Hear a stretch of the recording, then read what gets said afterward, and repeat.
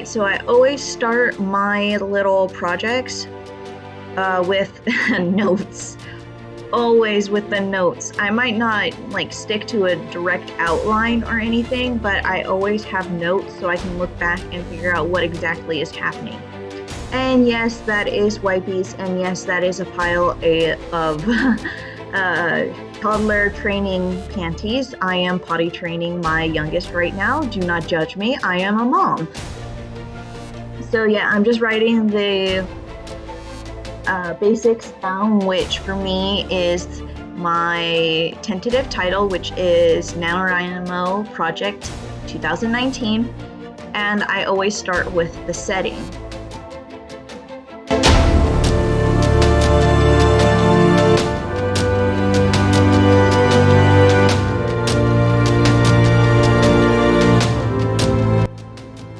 Now for the setting, what you want to do is to basically jot down every little detail that you have for your setting right now. I know that I want to base this book in the US. I want it at a certain time period, so I write down those notes. I also put down notes of general geographic region as well as the type of feel that I want. This book takes place in a smallish city, biggish town. It was originally a farming town and then it became known as a college town, so I wanted that to be my setting, so I'm writing this down.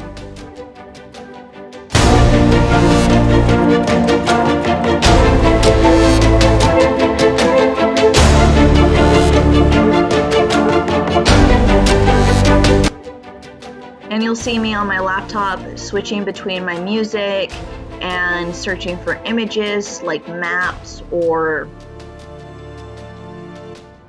vague ideas that I have for political parties, government styles. I always have my laptop on hand for music, and the music that I choose usually reflects what genre I am working on. So since this is going to be a dystopian / sci-fi political thriller, I am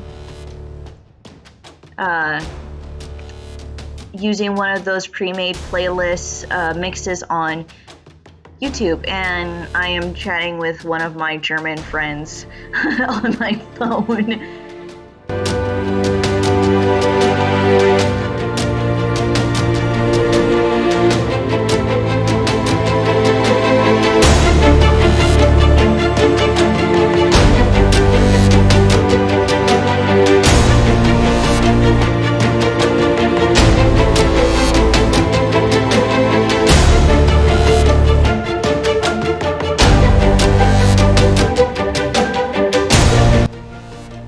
And yes, that is Mountain Dew. I really, really, really like Mountain Dew.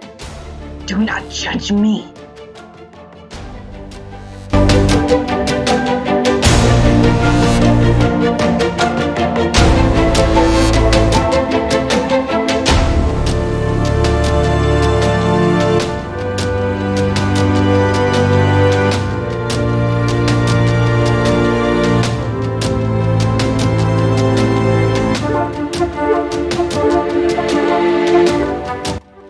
So if you can guess, I am in my living room and I am watching the cooking channel.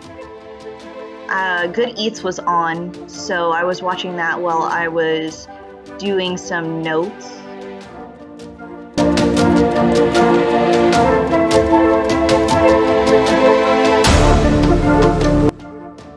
So I'm jotting down a random idea that I have for the main conflict of the story.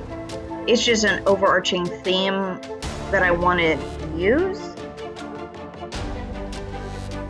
It's not really set in stone, but I do want to have this in the back of my mind while I'm writing, so I'll jot that down. Since it's a political thriller, I will be using a bunch of political parties, so I'm writing that list down. I only have 2 when you see it right now, but eventually I go back and add a few more party names. one of the major things that happens in my story is terrorist attacks and riots. So I feel sorry for anyone who may be looking at all of this, but I swear I am a writer. I am not trying to do anything dangerous, but I will have to look up like how to make bombs or how you could possibly do an assassination on the president. I know, it sounds really bad now that I actually say it out loud. I feel really sorry for anybody in the Intel community that I'm still friends with to look at my computer history. But I am scrolling through and looking for maps for things on my computer, as well as trying to do a personality quiz for my website. So you will be able to see what political party you belong to in my new dystopian novel.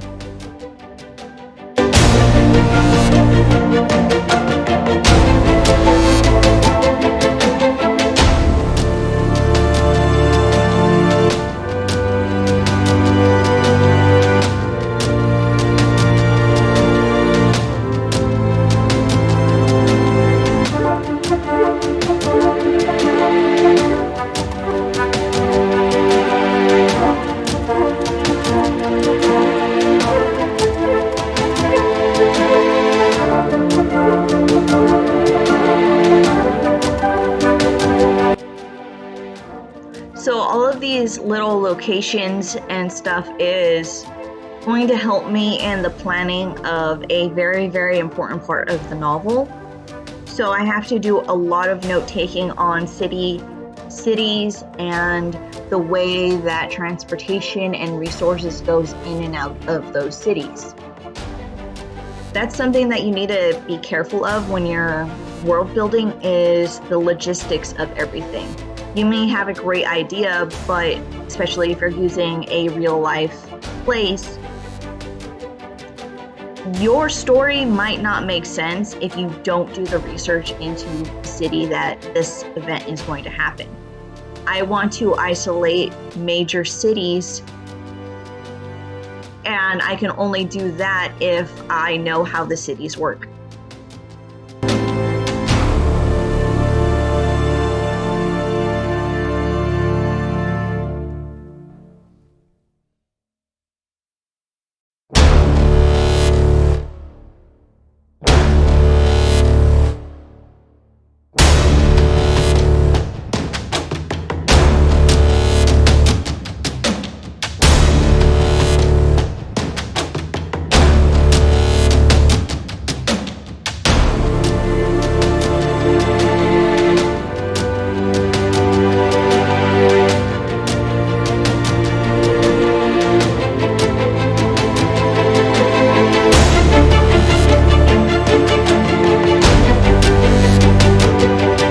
So this is the final part of my world building, and it's my general outline that I want to do for my story. So I'll write down the 3 acts, what happens in the 3 acts, and in the parts of the acts, what happened. And this lets me plan where I'm going to introduce information that I created during my world building purpose. This allows me to showcase the world that I made in a less text dumpy type of way. I can put in newspapers or news radio, possibly having reporters on scene for an event.